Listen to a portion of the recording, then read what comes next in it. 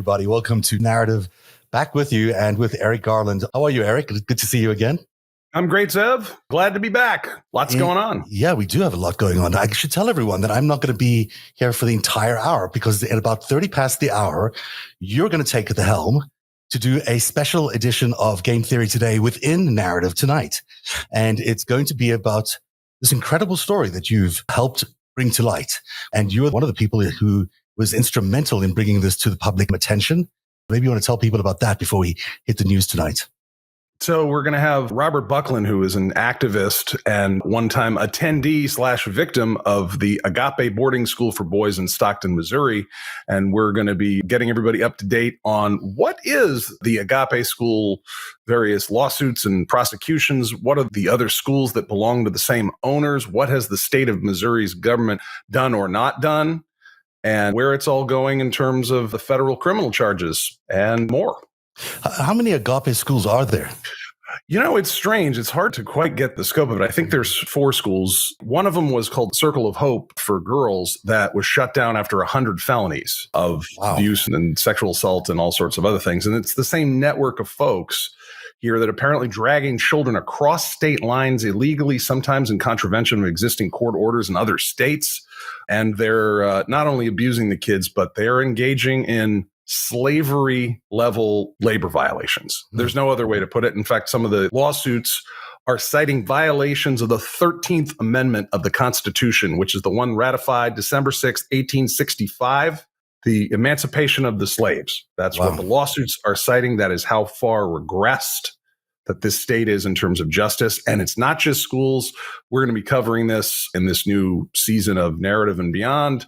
Not just schools, but so-called drug rehab treatment centers that are engaging in these labor practices, churches that are engaging in these labor practices. It's a slavery epidemic, and it doesn't get much more serious than that. And not just Missouri, but there's certainly indications that this exists in other states. It's very difficult, but something we all need to face in order to fix the problem. So that's coming up.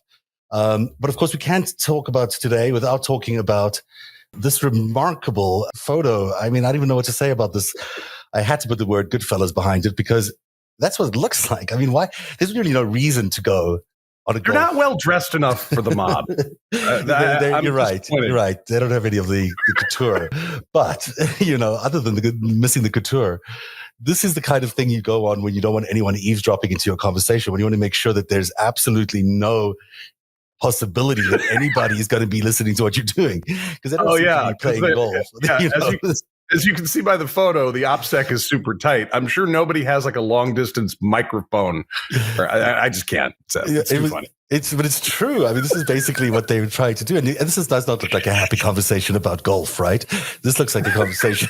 Look at the body language. Everyone looks a little bit like, I'm going to look anywhere else except at the boss, It's quite an image. And, it's like the Homer Simpson in the bushes meme. Right? Yes, it is. It is. I mean, I don't know who these guys are, by the way. I tried to figure out today who they were. I don't know if you recognize any of these faces. I don't. But the background of all of this is quite significant, of course, because I think that's Eric Trump to his left in the white hat. Interesting. Is that Sean Spicer all the way in the left? I don't know. It's just a cavalcade of lumpy slacks. Yeah, and oddly colored polos. This looks like your dad, This is not your average mobster. The background of all of this is really fascinating because what we're seeing now and what I'm sensing out of my sources in DC and elsewhere is that the mood has shifted quite dramatically against Donald Trump, where there might have been some room for him maybe a couple of months ago for him to escape some sort of serious criminal prosecution. That is no longer the case. It appears that everyone is kind of sick and tired of what Donald Trump has brought to America. And we're seeing it on 2 fronts. We're seeing it at the January the 6th investigation, where there is now a referral that's going to be made by the committee investigating this in Congress to the DOJ, asking for a criminal referral. That's a big deal. We weren't really sure that was going to come. Many of us suspected it would, but it is coming now. And then, of course, the big news that happened yesterday was the 40 new DOJ subpoenas. That means that they have been subpoenaing 40 different people and a lot of evidence from those people, which is a lot of work, ramping up quite a large case against Donald Trump. Can I point out something that I noticed in the, they said that the subpoenas were sent out by the Capitol Siege section of the Department of Justice. No. Dude, they opened a new section in the DOJ for this. I don't think this is going away. This is not tourism anymore, folks. Certainly it's not tourism, and certainly it's coming. It feels like that is going to be happening to him soon. Now, I mean, at the same time that's happening, we now also have real developments in the Mar-a-Lago espionage investigation, which was, a smallish case, but is becoming bigger and bigger by the second. And smallish. Well, relative to an attempted coup. Relative to an attempted coup, it was just like. I mean, that is true. What's a few top secret SCI special access program documents compared to the attempted takeover of all of Western democracy? Yeah. I guess that's right. It's relative. It's just insane. We now have this special master who's been identified to possibly be the special master in this case, but you've found out in your feed tonight that that's going to be a bit tricky. I don't know whose feed this was that you were picking this up from, but it was Kyle Cheney, I believe. Yeah. Picked out some of the documents from the espionage case out of Mar-a-Lago there. So I gather that one of Trump's suggestions for the special master. Now, for those of you out there who don't follow federal criminal case, or actually civil case, legal speak, a special master is a private individual who is appointed by the court to go through large tranches of documents to look for what is relevant to the court and what should remain privileged or private so that the court does not inadvertently violate anyone's civil right. It's invasive just for the discovery part, but not for all this other information. So that's a special master appointed in a case. And very often the parties have to agree on who that's going to be. Donald Trump apparently wants the Foreign Intelligence Surveillance Court judge who granted the FISAs on CIA confidential informant Carter Page during the 2016 campaign. He wants that judge to be the special master.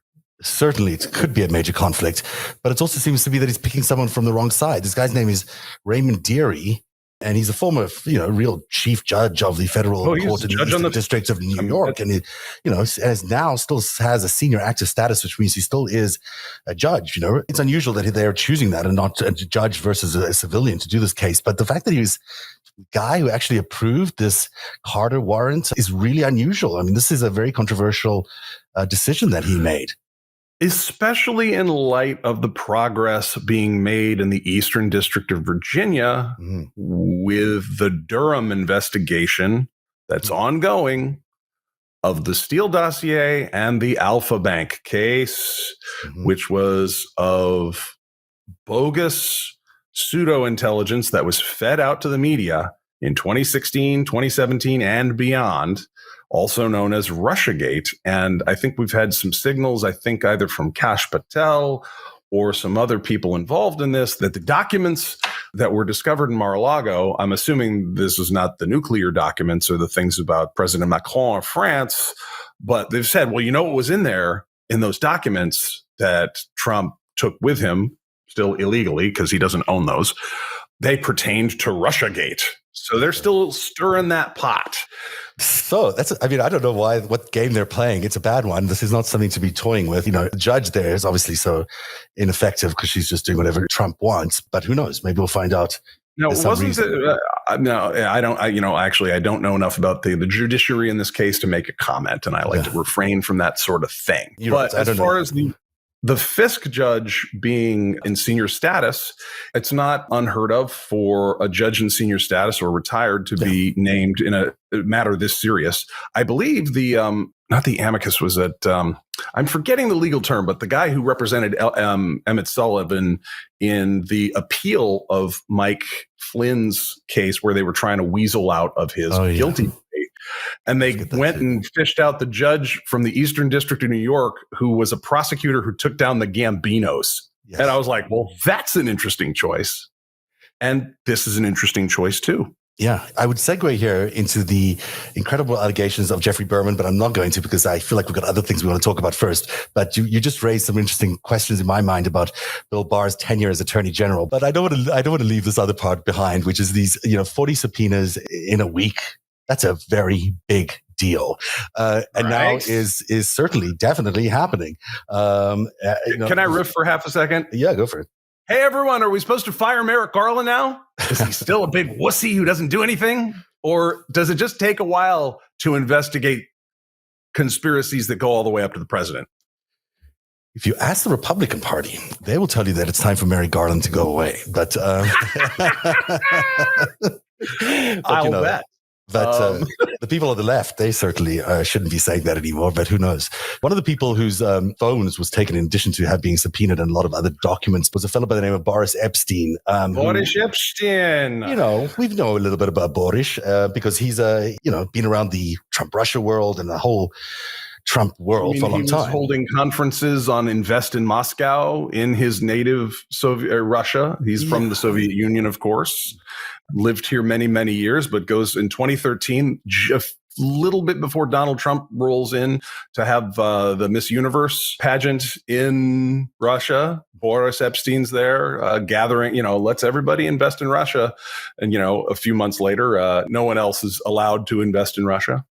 He's a fixture amongst this world, and he may be a asset of some sort. He's got a lovely Russian wife as well. But here's an email that Mr. Epstein penned to other members of the Trump team, including one Christina Bobb, who comes up a lot in these different stories. In this email, he talks about basically how we would just be sending in fake electoral votes to Pence so that someone in Congress can make an objection when they start counting votes and start arguing that the, in quotation mark, fake votes should be counted. From Jack to Boris. So this is them basically admitting that what they're going to do is send in a fake slate of electors to fool Congress into postponing the vote so they can steal the elections from the American people. It's quite a damning document, but I guess it's just interesting that Boris Epstein is featured in this particular scandal, but it's Christina Bobb who also appears in both scandals. She's in both the January the 6th scandal and she's appearing in the Mar-a-Lago scandal. This was Nicole Wallace who pointed this out earlier on. And I was like, look at that.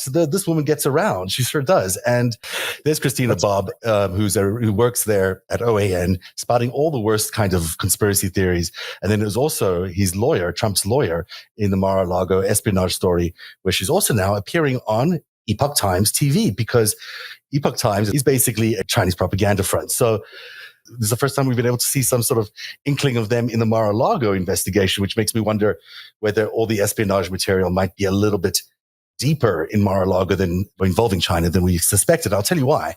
Because remember I told you about you told me about Mr. Guo Wengi. There he is with Mr. Bannon, who was recently indicted. So it turns out that Guo is wealthy enough to have a membership at Mar-a-Lago in addition to being a spy for the Chinese spy services, the MSS. So I was surprised by that. I didn't realize they had members in the president's resort. They allow foreign spies to buy memberships, I guess. It wouldn't be the first. They didn't even have like a password on the Wi-Fi around there. It was the biggest spy honey trap of the last 100 years. Speaking of spy honey trap, remember her? Cindy Yang. Cindy Yang owns a bunch of Monsieur Parlors in Florida, but she also liked to host these events where she would introduce Chinese businessmen to notable American business leaders and also such as Ron DeSantis featured here. And this happened on a regular basis. Now she, of course, is also potentially. Hold on, this is at Mar-a-Lago. That is Mar-a-Lago, yeah. And then there's another spy, which we all heard about on the regular news. She was actually trying to break into a place without becoming a member, but she was the one who was carrying all that technology around with her. Zhang, I guess, she's been sent back to China. But, there's a lot of Chinese spy activity, I should just say, around Mar-a-Lago. It's almost like it is a Chinese intelligence compound. I think the largest LinkedIn group of all in about 5 years will be former intelligence operatives who posed as busboys at Mar-a-Lago. It's true, because there's got to be. Who are you? I was Jose. Oh, I was Cuban intelligence the whole time. Who are you? No, I was Peter. I was actually from Russia. John Brennan was saying that was the biggest trap for intelligence. Everyone wanted to be in there for the last 20 months. And that's where you'd want to go. So now we know there's at least Guo had a membership. So if you wanted to pick up any of those classified documents, he wouldn't have to sneak in. He would just be able to walk in through the front door. It all kind of talks past the sale of who could have been there? The point is, with classified documents, you keep them in a SCIF. If you take them from place to place, they're in a lock bag or you go to jail. You see the segments on Fox News where but it was a pretty good lock, wasn't it? And it's just, It's okay. I mean, it's one thing to try and snooker the public about how classified documents are handled. The public doesn't know because it's a very elite thing for people that are actually handling these documents. But here's the thing. The public does not need to know for you to be convicted of the crimes of mishandling these things and going to jail. That's how it's always handled. So, what you're saying is totally true, and it's kind of funny to laugh at all of this. But on the other hand, the sensitive documentation that Donald Trump had in Mar-a-Lago, which included human intelligence sources, which is potentially costing lives. I mean, now you're revealing names and identities of people who are doing work for the American state and whose lives could be lost by the disclosure of these things. And it seems that he did disclose these, or at least some of them are missing and we're not sure where they are. And there's potential that he may have, shared these elsewhere. That is beyond reproach, and it gives you an indication of why the Goodfellas meeting happened on that golf course and why Washington, D.C. in general is had it with Donald Trump. And that's why you've got these two juggernaut investigations. So, I think that this is a different moment. I think we are seeing a shift in tone from those people who know this kind of stuff in D.C. And it's for good reason, because there's lives at risk. There's nuclear secrets at risk. We do not know really what happened with all these secrets at Mar-a-Lago. And, just this coming week, Vladimir Putin is going to be meeting with his good friend Xi. That's going to be an interesting meeting to watch, because right now Xi's picking up the bill for Putin, and Putin's not delivering everything he was meant to deliver. And this is a month before Xi is expecting to be anointed for a third term. So it's interesting. It's very interesting. One of the few things of any value that came out of the Steele dossier that seemed very, very true was that it said that the Chinese were excited that the Russians were taking all the heat for election meddling because then nobody was looking at them. Right. That was in the Steele dossier, and that was true and incisive and accurate. I want to play one last thing, and then I'm going to hand over the show to you, because today there's a Twitter whistleblower who also had some things to say about China. This was incredible revelations that came out today. I'm going to play you a clip of that. And then on the other side, Eric, you'll take over the rest of the show. Stay tuned, everybody. That is coming up next. But in the meantime, here's the Twitter whistleblower at the senatorial hearings today. Foreign agents can have multiple goals. And sometimes it's not just the engineers or the technical access that they want, but it might be information about the plans of Twitter, what plans Twitter has to potentially censor information in a government or concede to a government's request, or what plans they have for expansion in a particular environment. In your disclosure, you mentioned that the FBI notified Twitter that one of their employees was suspected of being a Chinese foreign asset. I had been told, because the corporate security, physical security team had been contacted and told that there was at least one agent of the MSS, which is one of China's intelligence services, on the payroll inside Twitter. We're really thinking, if you are not placing foreign agents inside Twitter, because it's very difficult to detect them, it is very valuable to a foreign agent to be inside there. Every minute of Narratives reporting, every story that we break is made possible by our patrons. You too can become a patron by joining at patreon.com/narrative. Narrative, where truth lives. Every minute of Narratives reporting, every story that we break is made possible by our patrons. You too can become a patron by joining at patreon.com/narrative. Narrative, where one day you'll tell the story of autocrats, crooks, and kings who came for our freedom.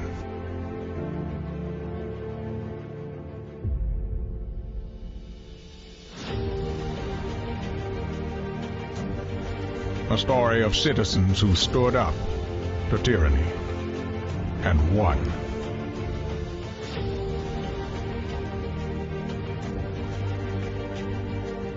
The people prevailed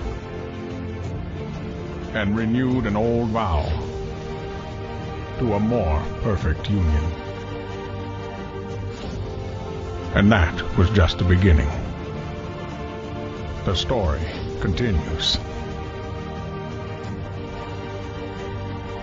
Narrative, where truth lives.